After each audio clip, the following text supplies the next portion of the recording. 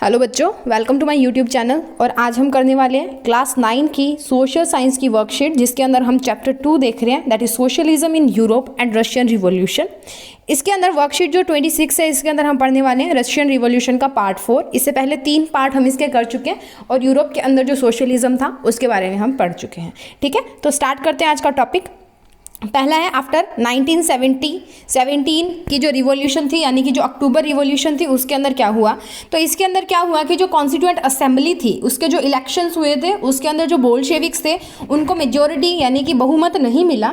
पर लेनिन जो था उसके सपोर्ट में उन्होंने क्या किया, जो कॉन्स्टिट्यूएंट असेंबली थी उसको ख़त्म कर दिया। ठीक है, और all Russian Congress of Soviet जो है उसको बनाया गया, उसको ही पार्लियामेंट जो है वो घोषित कर दिया गया। और उसके बाद में उसके अंदर चुनाव लड़ने वाली अकेली एक रशियन जो बोल्शेविकों की पार्टी थी, यानी कि एक राजनीतिक दल आप जिसको बोल सकते हो, तो सिर्फ वही थे और कोई वहाँ पे प्रतिनिधि नहीं था और कोई पार्टी जो है वो इलेक्ट नहीं करी थी, वोटों के अंदर खड़ी नहीं हुई थी। यानी कि ये तो वही है जैसे आप किसी रेस के अंदर फर्स्ट आ जाते हो, घर पे जाके बताते हो कि मैं फर्स्ट आया हूँ, तो ठीक है, आपसे आगे से कोई पूछता है कि कितने लोग थे, कितने लोगों में फर्स्ट आए, तो आप बोलते हो मैं अकेला ही था रेस में।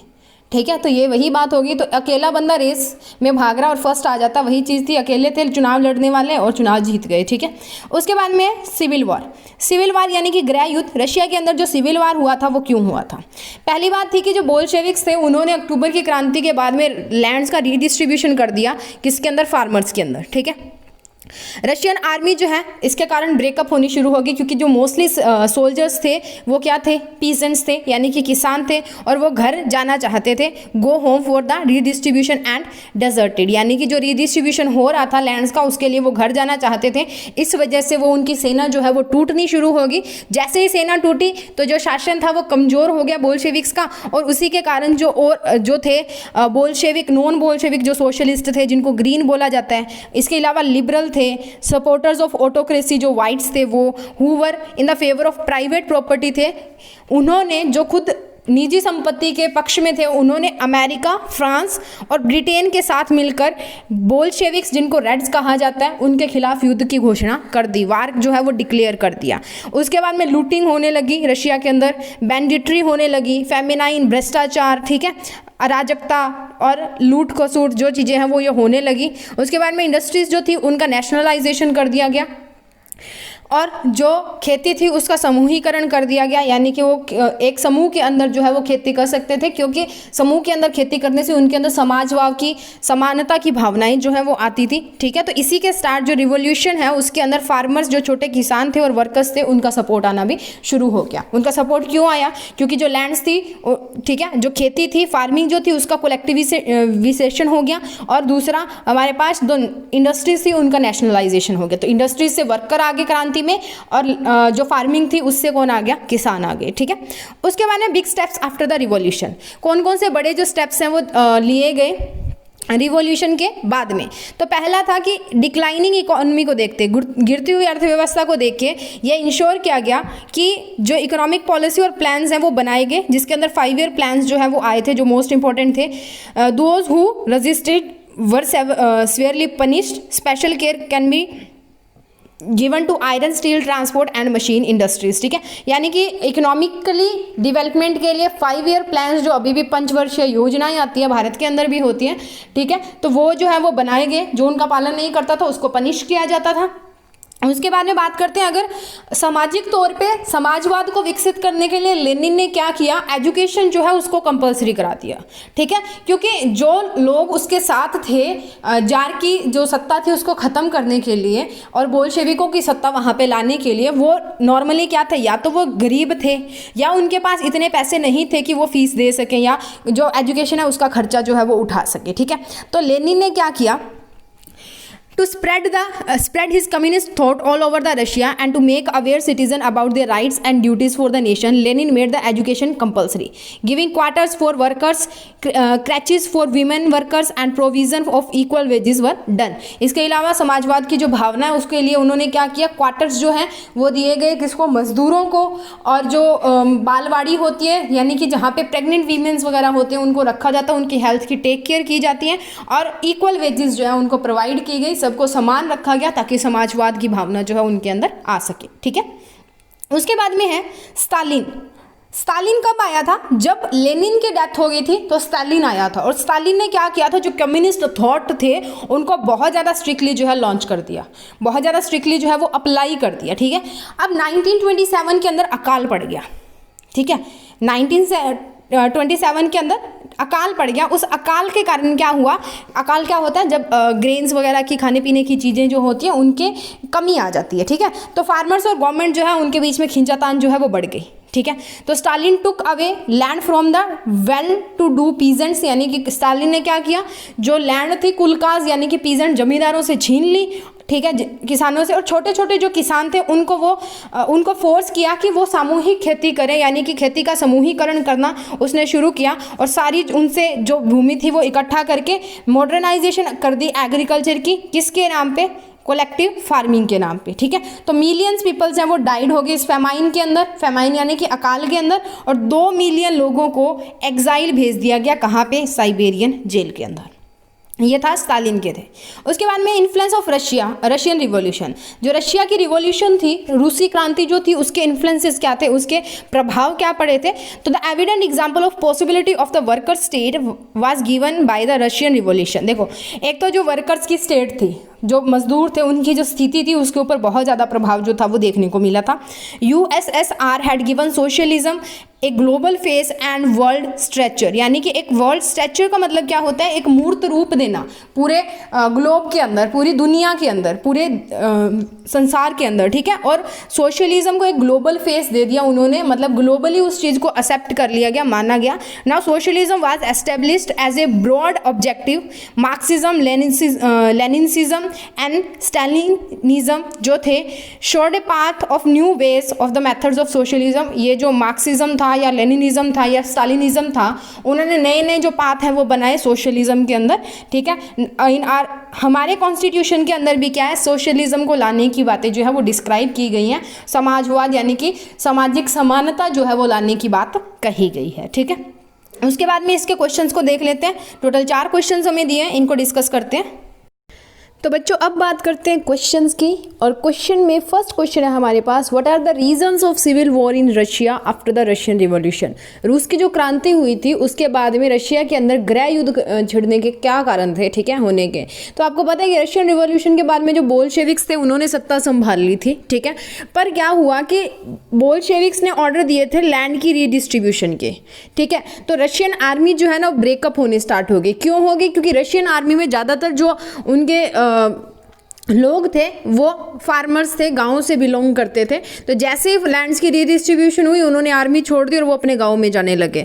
तो क्या हुआ, non Bolshevik socialist liberals and supporters of autocracy commend the Bolsheviks uprising. तो उन्होंने क्या किया, जो नॉन बोल्शेविक सोशलिस्ट थे या लिबरल्स थे या जो ऑटोक्रेसी के जो कमेंडेंट थे, ठीक है, जो राजशाही जो थे, उन्होंने क्या किया, बोल्शेविक्स की जो सत्ता थी उसको दबाना शुरू कर दिया। उनको क्या किया, उनको अनपॉपुलर होना, जो बोल्शेविक्स अनपॉपुलर होना शुरू हो गए।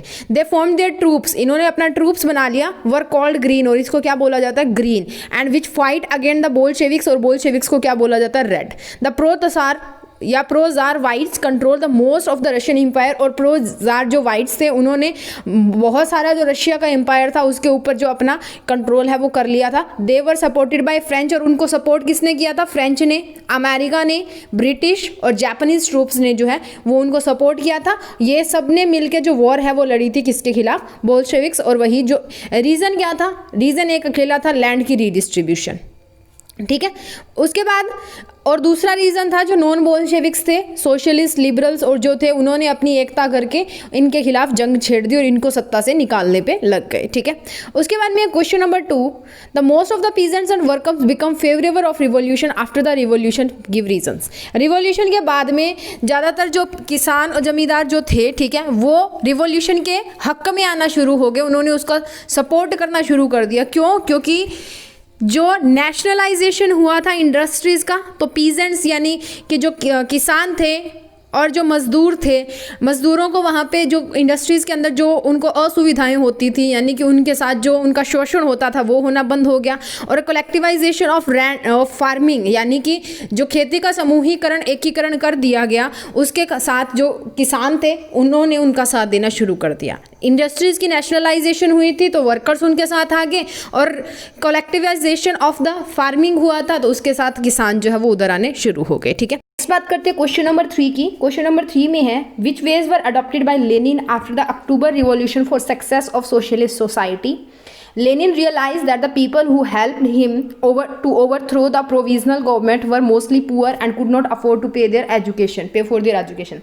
लेनिन ने ये विचार किया कि जिन लोगों ने उसकी सहायता की थी, जो प्रोविजनल गवर्नमेंट थी, उसको निकालने से, उस सत्ता से निकलने में, वो लोग क्या थे, या तो बहुत गरीब थे और जो अपनी एजुकेशन के लिए पे नहीं कर सकते थे। He impact on providing free education specially for adults. In the past education has been reserved for the nobility and few members of the middle class. He realized that adults had been denied able to read and write, so Lenin introduced evening classes for workers.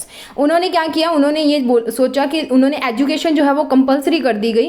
ठीक है, इससे पहले जो थी वो education सिर्फ nobility यानी कि राजशाही लोगों को और मिडिल क्लास के कुछ लोगों को जो है वो रिजर्व की होती थी, उन्हीं को मिलती थी। पर लेनिन ने ये जो है ये सबके लिए किया, और उन्होंने इवनिंग क्लासेस जो है वर्कर्स के लिए करनी शुरू कर दी कि दिन में वो काम करते थे और शाम को वो पढ़ते थे। This education included the strong component in communism. उसके अलावा उन्होंने क्या किया, लिविंग क्वार्टर्स जो है वो वर्कर्स को दिए, क्रैचेस जो है बालवाड़ियाँ जिनको कहते हैं विमेंस को दिया, और प्रोविजन जो ऑफ इक्वल वेजेस यानी कि एक जैसा वेतन देने का जो प्रोविजन है, वर्किंग वेजेस वर डन, यहाँ पे वर्क डन नहीं आएगा, यहाँ पे वर डन आएगा। ठीक है, इसको कर लेना वर डन। ठीक है, ये जो प्रावधान जो है वो बनाया गया एक जैसी जो वेतन है उसका। ठीक है, उसके बाद में है fourth question, right your thoughts about the global influence of the Russian revolution.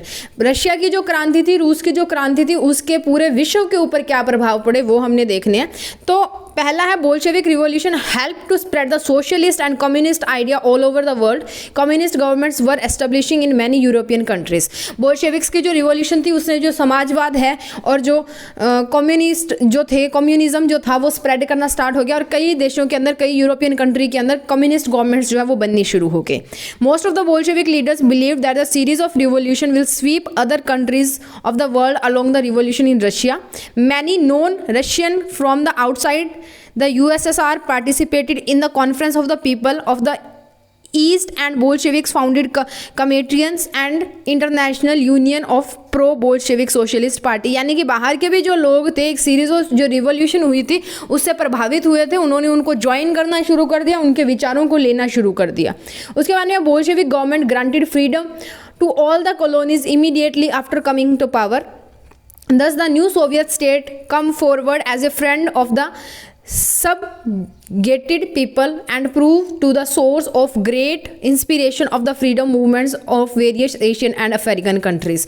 तो यहाँ पे क्या हुआ कि बोल्शेविक्स ने क्या किया था, आते ही फ्रीडम जो है वो ग्रांट कर दी अलग अलग कम्युनिटीज़ के अंदर पावर में आते ही। तो वहाँ से क्या हुआ कि जो बाकी जो कंट्रीज़ थी, वेरियस एशियन और अफ्रीकन कंट्रीज़ थी, उनके अंदर इंस्पिरेशन आई, आज़ादी की भावना आई, फ्रीडम की जो इंस्पिरेशन है या फ्रीडम मूवमेंट्स यानी कि आंदोलन वगैरह जो करने थे उनके बारे में जो भावना है वो डेवलप होनी शुरू होगी।